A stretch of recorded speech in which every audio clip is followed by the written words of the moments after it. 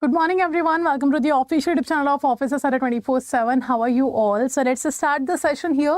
As you all know that we have started the 50 days 50 series because we have left only 46 days for your exam, and how to prepare for that, what to do, all these queries will be there in your mind.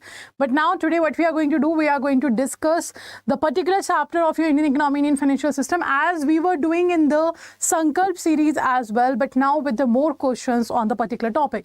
So let's start the session. Before starting the session, a very good morning to all of you and welcome to the channel. Also, this session will be continue on Offices Adda 24/7 from Monday to Friday. So do not forget to join at 7:30 a.m. So let's start. As you can see on the screen, chapter number 13 we are going to discuss today. So we know in the Indian economy, Indian financial system, we have 45 units, out of which 11 units we have completed in the module A, and module B starts from the chapter number 12. So we have completed a chapter number 12. Today we are going to talk about the chapter number 13, that is supply and demand. So before coming up to the questions, let's understand what this chapter is talking about, and then we will continue with the questions. So first of all, I am your mentor Amanjot Kaur for Indian economy, Indian financial system, as well as for principles and practices of banking. So let's start here. If I talk about the demand and supply, first of all, law of demand says that there is an inverse relation between the price and quantity demanded. It means if we talk about the law of demand, the law of demand says, it says that there is an inverse relation between the price and quantity demanded. So whenever the price is increasing, quantity demanded will decrease, and whenever the price is decreasing, quantity demanded will increase. This is the relation that has been told under the law of demand. Now, if I talk about law of supply, what is the difference between law of demand and law of supply? So this is a law of supply. Law of supply says that the price have a direct relationship with the quantity supplied. It means whenever the prices increases, the quantity supplied will increase, and whenever the prices are decreasing, quantity supplied will also decrease. Okay, this is the relation. It means the price and quantity supplied according to the law of supply have a direct relation, but the law of demand says price and quantity demanded have an indirect relation. You can call it an inverse relation, indirect relation, or negative relation. You can call it a direct relation or a positive relation between the price and quantity supplied.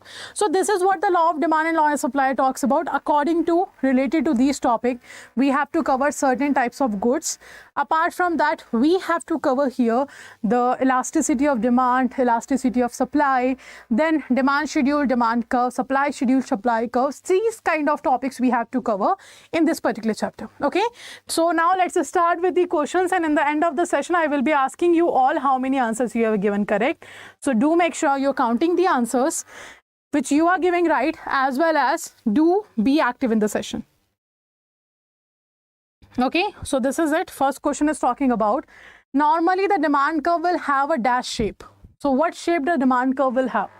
Options we have upward, downward, vertical, or horizontal. If I talk about the demand curve, what is demand curve? First of all, it is related to the law of demand. So law of demand says that if the prices are increasing, quantity demanded will decrease. You can represent that on a graph. Here you will represent the increase in the prices. Here you will represent the increase in the quantity demanded. And the graph will be like this. And this type of graph is known as a downward slope. It is known as what? Downward slope. So I guess you know the answer. The answer will be B, downward sloping. But how to represent the relation between price and quantity demanded? Let's say we are finding out the relationship. We have pointed out 3. Now quantity demanded 1, quantity demanded 2, and quantity demanded 3. Here we have price 1, price 2, and price 3. Clear? I hope till now everything is clear. Now when we check the relationship, you will find when the price 1 is there, quantity used to be the 3. When the price was 2, quantity demanded was 2. When the price was 3, quantity demanded was 3. So this is what you can see, that the prices and the quantity demanded have an inverse relation. As the price is increasing, the quantity demanded will decrease. Quantity demanded is going this way and prices are going this way. Clear? So the right answer will be B option. Now, next question we have, the equilibrium price is also known as dash. So equilibrium situation will be seen when the quantity demanded is equals to the quantity supplied. When the quantity demanded is equals to the quantity supplied, there will be an equilibrium in the market. And that price is known as what? Market price, optimum price, real price, or market clearing price. So this situation is the market clearing price. Because the demand and supply became equal, now there is no difference between the demand and supply. There is no inflation deflation situation will be there. Prices will be constant here, and that situation will be a market clearing price. It means the D option. Now next question is talking about demand schedule is the dash. Now understand this. Whenever you read this term, that is schedule, okay, in your demand and supply chapter, it means that is related to the tabular format of a relationship. Whenever you study schedule in the demand and supply chapter, you will find it a tabular format. Okay. Now demand will represent that you are talking about a law of demand. So what actually the demand schedule is, it means whenever the relation between prices and quantity demanded, this relationship will be represented on a table. Okay, like when the prices are changing, what difference is going on in the quantity demanded? This relationship will be known as demand schedule. So now you can check the options here, and I hope easily you will be able to answer. First is saying relationship between quantity demanded and quantity bought. No. If we talk about law of demand, the relationship between price and quantity demanded will be talked about. So it cannot be the right. Second, relationship between price and quantity supplied. Quantity supplied and price is talking about the law of supply. It is talking about law of supply, so it can't be the right answer. The third is saying the table that shows quantity demanded at each price in a tabular form. That is what your demand schedule. So whenever you show the relationship between the price and quantity demanded on a table, that is your simply demand schedule. If the same relation will be shown on the graph, like I have showed you in the first question, that is known as demand curve. Okay. Next, law of demand shows the relationship between the dash. So law of demand we have talked. It talks about the inverse relation, negative relation between the price and quantity demanded. So first is saying quantity demanded, quantity supply. No. Income and quantity demanded. No. Income and price. No. But it talks about price and quantity demanded. That's a law of demand. So right answer will be your C option, that is price and quantity demanded is the relation between the both under the law of demand. Now law of supply shows the relations between the dash. Now we are talking about the law of supply. So I have also told you that law of supply talks about that the price have a direct relationship with the quantity supplied.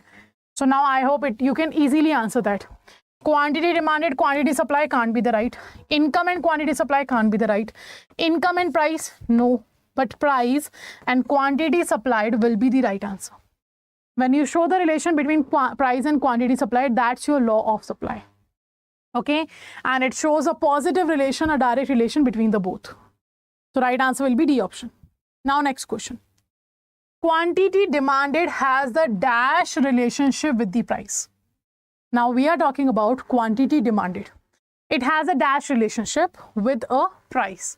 Now which of the following will be right according to you? What kind of relation they have? And you have these four options. First is saying positive relation. It increases with the increase in the price and the vice versa. Second is saying direct relation. They both move in the same direction. Third, in inverse relation, they move in the opposite direction. And fourth is saying both A and B. So what do you think? Quantity demanded and price have what type of relation? And we have discussed a lot of times that they have a inverse relation. So the right answer will be third option. You can call it an inverse relation. You can call it as a negative relation. So right answer is third statement. It means option number B will be correct. Which option is correct? Option number B is correct because they have an inverse relation. Next. What is understood by the law of demand? What is understood by the law of demand? And you have a 4 statements here. Out of that, you have to define which of the following is correct about the law of demand. Acha. One thing I want to tell you all, whenever you are studying the law and demand chapter, demand and supply chapter, do remember other things remains constant. Other things remains constant is a statement that will be followed in every definition under this chapter. Why? Let's say I'm talking about a price demand. Now, price demand says whenever, first of all, other things remains constant, but whenever there is a change in the prices, but still consumer is ready to buy the product, buy the commodity, that is known as price demand. So everything remains constant, only the prices are changing. And at that changes in the prices, consumer still wants to purchase the product. That's a price demand. Second, we have an income demand. Income demand says other things being constant, but when there is a different level of income, but still customer is ready to buy a particular product, that is known as income demand. So at the different income, you are ready to purchase a product. That's your income demand. If I talk about law of demand says other things remains constant, but whenever the prices of commodity rises, the quantity demanded will decrease. It means in the law of demand, only price and quantity demanded will be changing. Other things will remain constant. So this statement is a constant statement in each and every definition of this chapter. Okay. So first is saying when the prices of a commodity is raised and other things not being constant. It is saying other things not being constant. Wrong. Why? Because other things have to be constant. So first cannot be right. Second, things when the price of the commodity is raised, other things being variable. No, they can't be variable. They have to be constant. They have to be same. Third is saying with the price of a commodity raised and the other thing being constant. So this is true. Other things will be constant, but the price is increasing. Buyers tend to buy less. It's obvious price is increasing, you will demand less goods. Second is saying when the prices are lowered, other things being constant, again other things being constant, quantity demanded increases. Now this is the right definition. This is what? This is the right definition of your law of demand. So law of demand says whenever other things being constant, but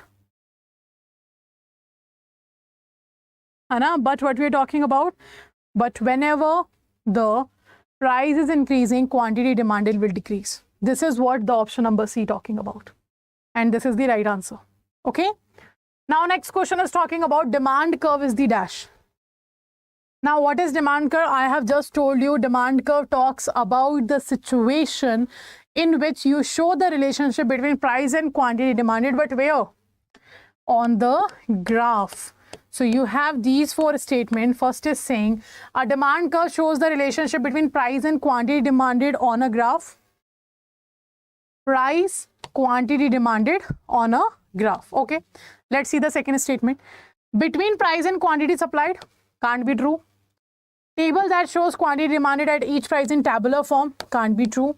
A table that shows quantity demanded each price at tabular form, no. But we are talking about a demand curve, so it have to be in a graph. It have to be where? It have to be shown on a graph. So this is the graph. Price and quantity demanded we are talking about, and this is the graph. This is known as demand curve. Okay, and demand curve will always have what? Will always have a downward sloping curve. Okay. Next question. Supply schedule means, now I have told you, supply means tabular format. Okay. Supply means law of supply. It means the relation between price and quantity supplied when it will be shown on a tabular format, that will be known as supply schedule. It's very simple. If you show the relationship on a table, that will be known as your supply schedule. So first is saying relationship between demand and quantity demanded, wrong. Relationship between price and quantity supplied on a table, this is true. This is what? True. In the third, we are talking about a table that shows quantity demanded at each price. No, it can't be. And the fourth one cannot be. So right answer is B option. That relationship between price and quantity supplied showed on the table. So right answer will be your B option. It's not D. It is B. The right answer will be B option. B statement is true. Okay, next. Next question is talking about supply curves relates quantity supplied to. So supply curves talk about the relationship between price and quantity supplied on a graph. It means supply curve relates your quantity supplied with what? With prices. So when you show this relationship, what is law of supply have a graph? This is the prices, this is the quantity supplied. Okay. Now the graph will be like this. So the law of supply graph have a upward slope. Do remember that law of supply graph will be having a upward slope graph.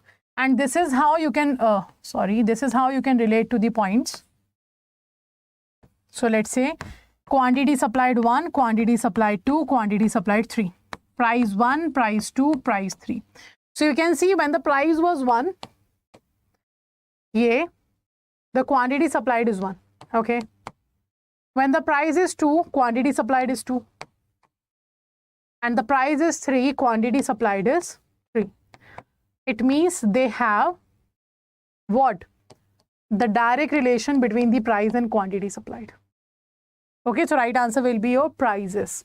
And do remember, the supply curve have upward slope, but the demand curve have downward slope.